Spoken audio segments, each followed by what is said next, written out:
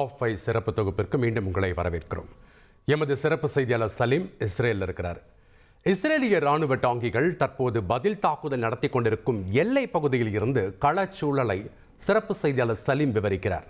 அங்கு Israel Gaza எல்லை வேலி குறித்து முன்னாள் ராணுவ அதிகாரி மேஜர் மதனிடம் கலந்துரையாடவும் செய்கிறார். பார்க்கலாம்.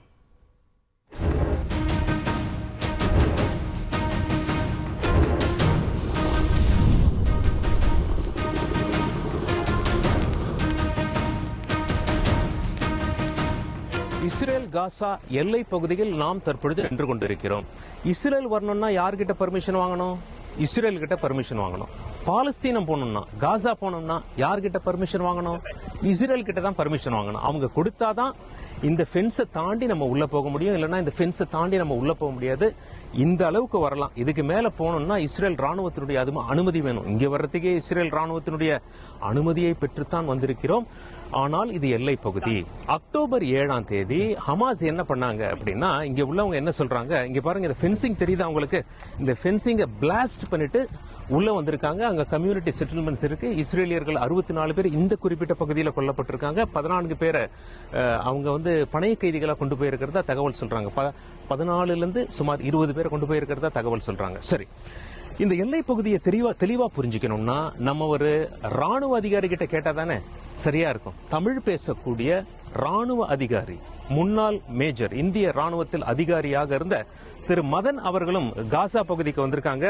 மதன் சார், வணக்கம். வணக்கம் சலீம் சார். தந்தி டிவி சார்பாக உங்களை வரவேற்கிறேன். ஏன்னா ஒரு ராணுவ அதிகாரி இந்த ஃபென்சிங் பத்தி சொன்னா நம்ம தமிழக மக்களுக்கு ரொம்ப தெளிவா புரியும். நம்ம ரொம்ப தூரம் வந்திருக்கோம். நம்ம 2 பேருமே தமிழ்நாட்டில இருந்து சுமார் 5000 கிலோமீட்டர் பயணம் செஞ்சு வந்திருக்கோம்.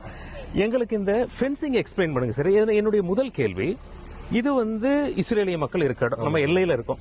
காசாவை நம்மால பார்க்க முடியுது. அங்க ஒரு ஃபென்சிங் தெரியுது. இதுல காசாவுக்கும் இஸ்ரேலுக்கும் இடைப்பட்ட மனிதர்கள் நடமாட முடியாத இடம் எவ்வளவு தூரம்? இந்த இடைப்பட்ட ஒரு 150 மீட்டர் பாக்குறீங்க இல்லைங்களா சார்? ஆமா. இந்த இடைப்பட்ட இதுதான் நோமேன்ஸ் லேண்ட் நம்ம சொல்லுவோம், பஃபர் ஜோன் சொல்லுவோம். Okay okay. சோ இந்த இடத்துல அவங்களும் உள்ள வர மாட்டாங்க. ஓகே. அவங்கள பொறுத்த வரைக்கும் அதே இல்ல. ஓகே. இவங்கள பொறுத்த வரைக்கும் இது இல்ல. ஓகே. சோ நடுவுல இருக்கிறது அப்படின்றது நோமேன்ஸ் லேண்ட். No man's land. அங்க ராணுவம் மட்டும் இருப்பாங்களா? இஸ்ரேல் ராணுவம் இருப்பாங்க? இஸ்ரேல் ராணுவமே அங்க போக மாட்டாங்க. இப்போ அங்க இருக்காங்க. இப்ப இருக்காங்க. அக்டோபர் 7 இந்த தாக்குதலுக்கு முன்னாடி இஸ்ரேல் ராணுவம்க்கு எல்லை இதுதான். ஓஹோ. நல்ல காலங்கள்ல அங்க போக மாட்டாங்க. நல்ல காலங்கள்ல போக மாட்டாங்க. இந்த 2 வேலையுமே போட்டது இஸ்ரேலிய அரசு. ஓகே. இஸ்ரேலிய ராணுவம் மூலமா தான் அவங்க பண்ணிருக்காங்க. இந்த இடைப்பட்ட இடம் நோமேன்ஸ் லேண்ட், பஃபர் ஜோன் நம்ம எல்லா இடத்துலயுமே நம்ம கண்டிப்பா பார்ப்போம்.